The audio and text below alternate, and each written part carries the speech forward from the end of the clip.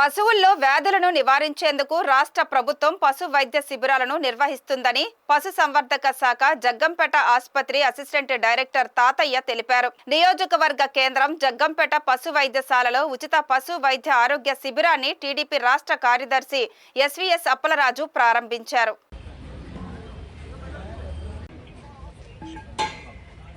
ఈ సందర్భంగా assistant director తాతయ్య మాట్లాడుతూ ఉచిత వైద్య శిబిరాలు ఈ నెల 31 వరకు జరుగుతాయని, పాడి రైతులు సద్వినియోగం చేసుకోవాలని సూచించారు. అలాగే గండేపల్లి మండలం మురారి ఆసుపత్రిలో వైద్యులు ప్రగడ శ్రీనివాస్ ఆధ్వర్యంలో నిర్వహించిన శిబిరాన్ని టీడీపీ యువ నాయకుడు జాస్తి వసంత్ ప్రారంభించారు. ఈ శిబిరంలో పశువులకు పరీక్షలు నిర్వహించి ఉచితంగా మందులు పంపిణీ చేశారు.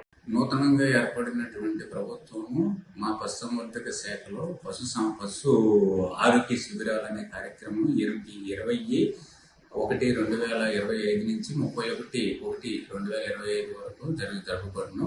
అందులో భాగంగా ఈ రోజున మన జగ్గంపేట గ్రామంలో పశు వైద్య శిబిరంలో పాల్గొనడం జరిగింది. దానికి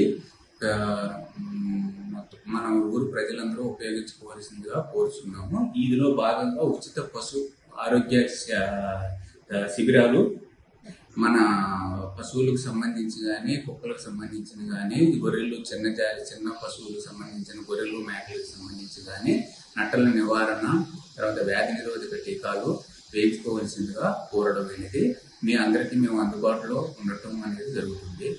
మా సేవలో ఉపయోగించుకోవాల్సిందిగా కోరుచున్నాం.